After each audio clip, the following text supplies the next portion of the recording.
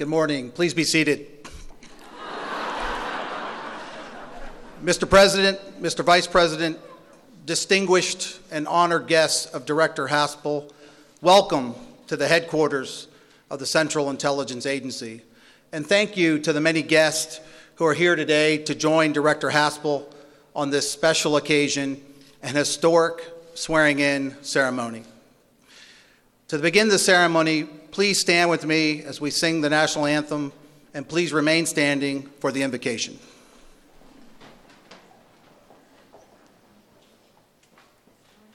Oh, say, can you see by the dawn's early light what so proudly we hailed at the twilight's last gleaming, whose broad stripes and bright stars through the perilous fight o'er the ramparts we watched were so gallantly streaming, and the rocket's red glare, the bombs bursting in agony prove through the night that our flag was still there. Oh, say does that star-spangled banner yet wave o'er the land of the free and the home of the brave.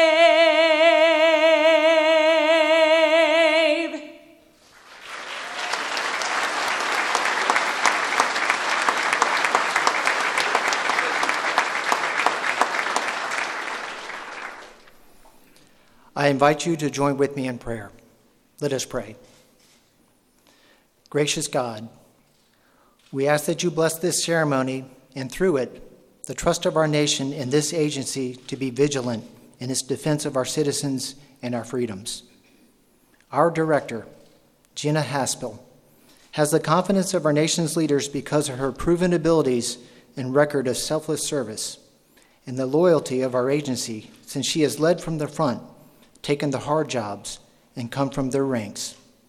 She is ready to assume the mantle of leading this team, which, although most of their actions remain unknown to those whom they protect, the results of their deeds ensure that our freedoms remain secure during their watch. She is quick to humbly acknowledge her limitations and share that she did not arrive at this moment without the help, love, and support of many, beginning with her parents and continuing throughout her career, those who contributed to her development just as she has given to so many others in like manner. Help her to continue to learn and grow with courage to make decisions under pressure and the fortitude to discharge the duties of her office with integrity and honor. Help her to provide clear and honest advice with candor to our nation's leaders, and in dark nights, surround her with confidants who can ease the burdens she must bear when making decisions that she alone must make, so that she is not overwhelmed or fall prey to the loneliness that affects other leaders in such high positions of trust. Finally, Lord, grant that she may have joy in celebrating the victories of this team, which she now leads and faithfully guards our nation, ever free as a beacon to others around the world. Amen. Ladies and gentlemen, we are immensely honored to have President Trump at the CIA once again. Please join me in welcoming the President of the United States.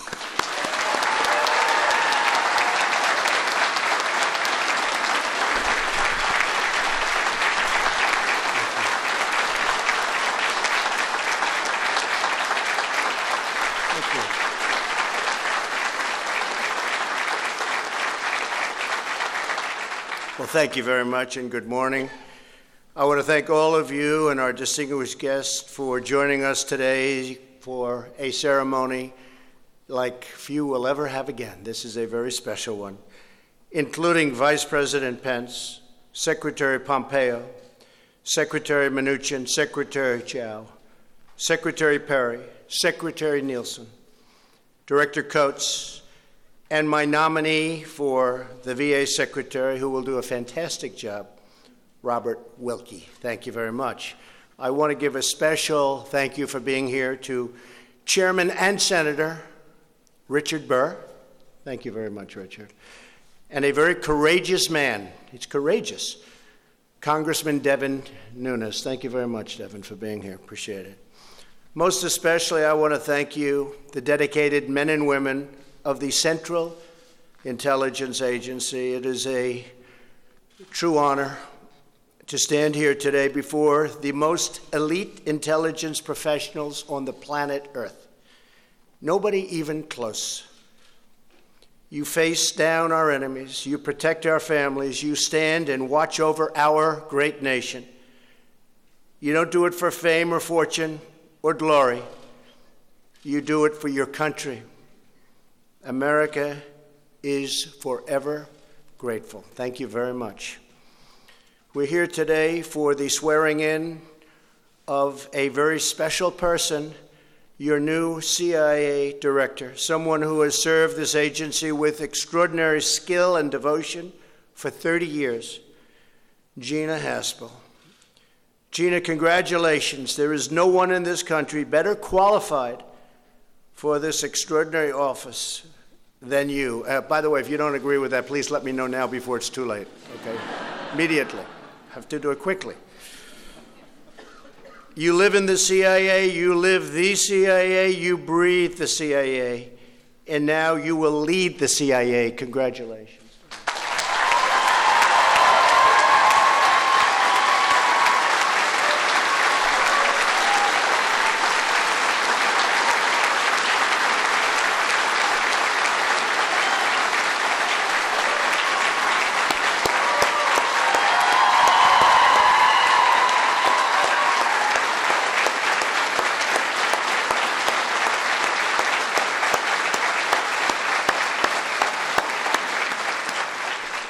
Okay, that means we're keeping her, right? That's what we were waiting for.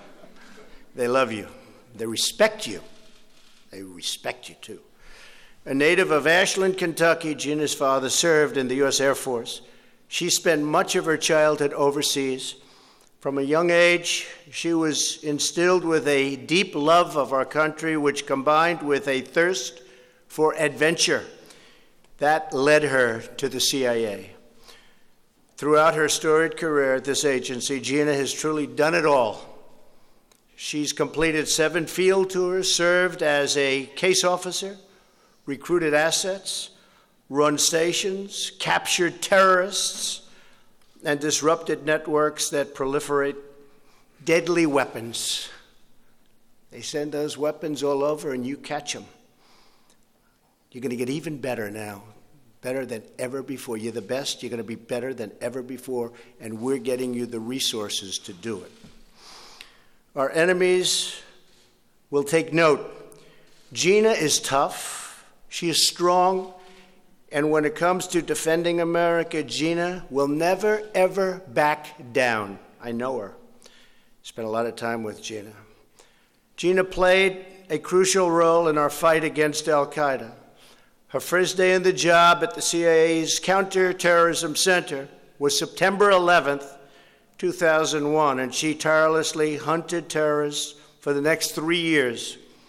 She went on to become Deputy Director of the National Clandestine Service and most recently, Deputy Director of the CIA.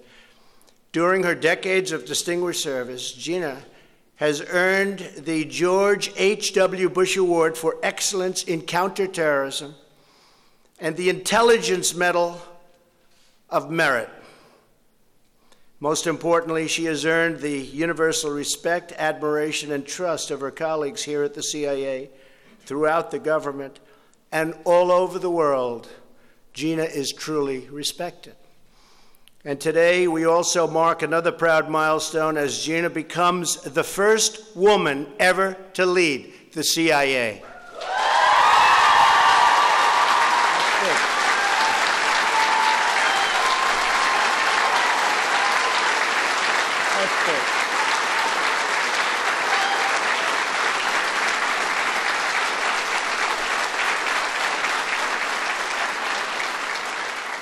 That's big.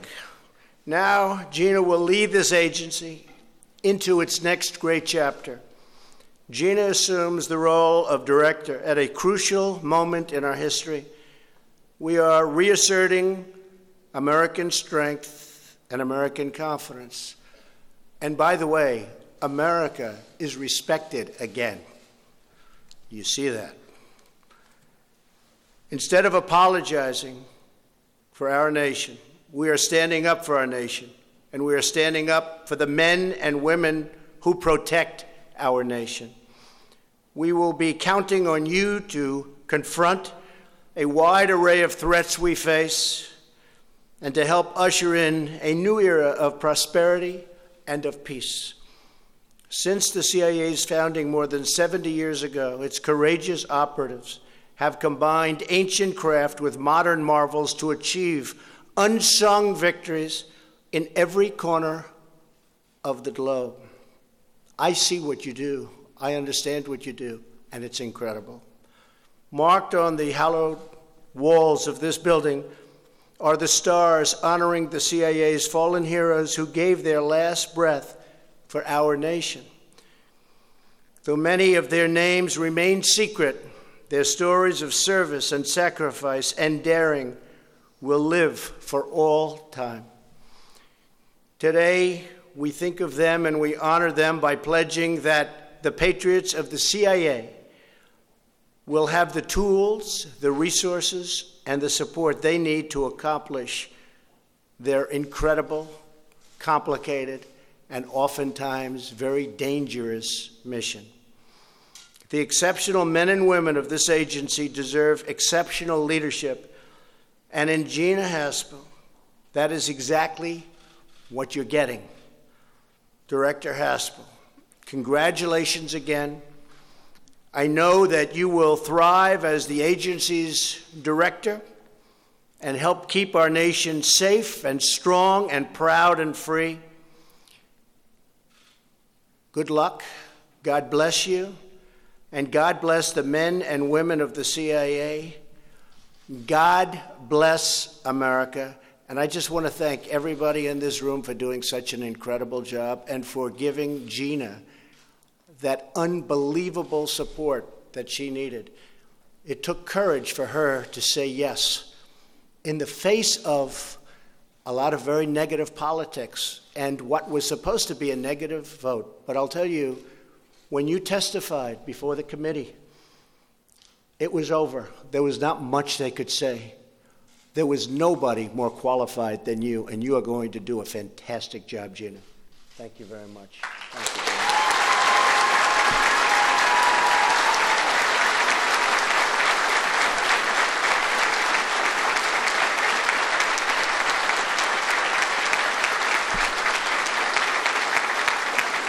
So with that, I'd like to ask our great Vice President to administer the oath of office. Thank you all very much. Thank you.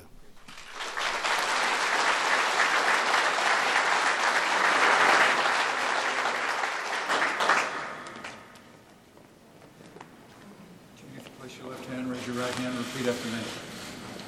I, Gina Haspel, do solemnly swear I, Gina Haspel, do solemnly swear that I will support and defend the Constitution of the United States that I will support and defend the Constitution of the United States against all enemies, foreign and domestic, against all enemies, foreign and domestic, that I will bear true faith and allegiance to the same, that I will bear true faith and allegiance to the same, that I take this obligation freely, that I take this obligation freely, without any mental reservation without any mental reservation or purpose of evasion, or purpose of evasion, and that I will well and faithfully discharge that I will well and faithfully discharge the duties of the office on which I'm about to enter. the duties of the office for which I'm about to enter. So help me God. So help me God.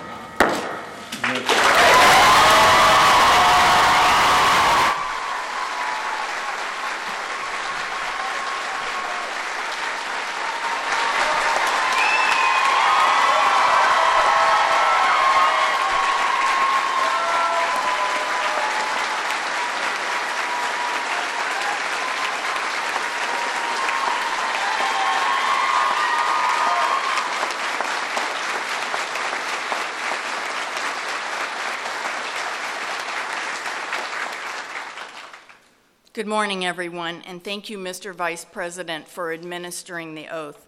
Let me begin by thanking President Trump for joining us today and for offering those kind words. Mr. President, it means a great deal to me and to the agency that you made time to come out to Langley for this ceremony.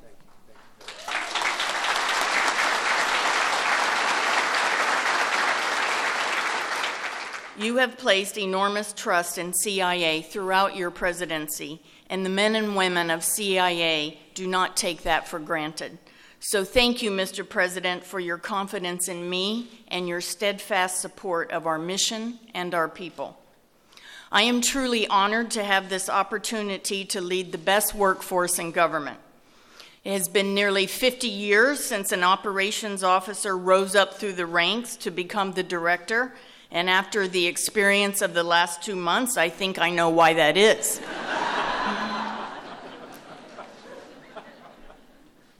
I look out in the crowd today and I see a strong representation of the CIA's past, present, and possibly even the future.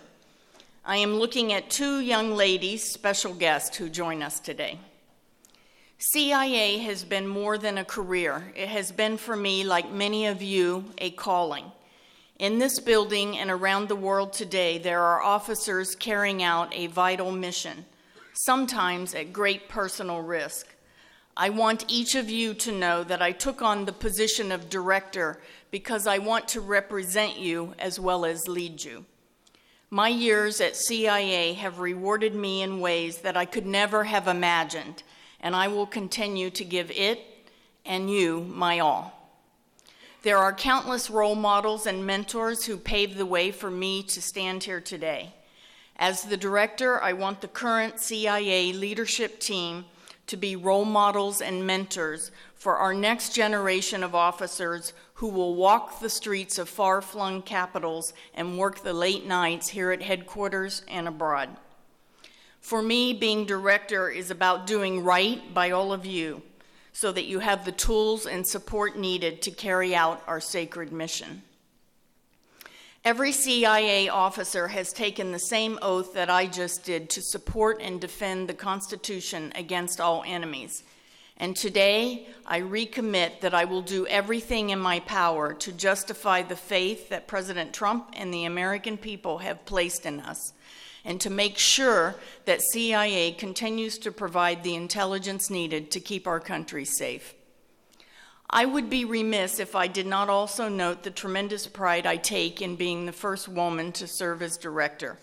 I would not be standing before you today if not for the remarkable courage and dedication displayed by generations of OSS and agency women in roles both large and small, who challenged stereotypes, broke down barriers, and opened doors for the rest of us.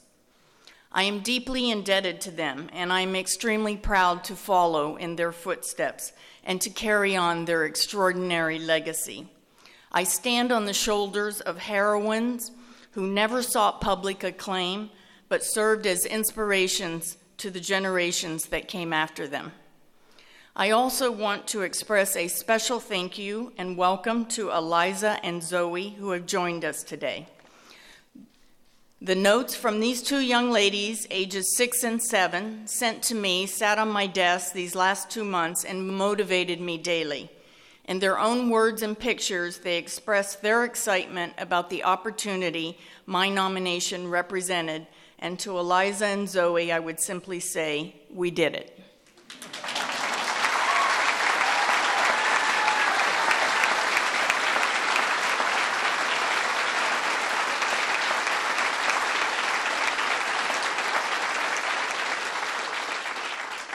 Lastly, allow me just a moment to talk about the future of this agency.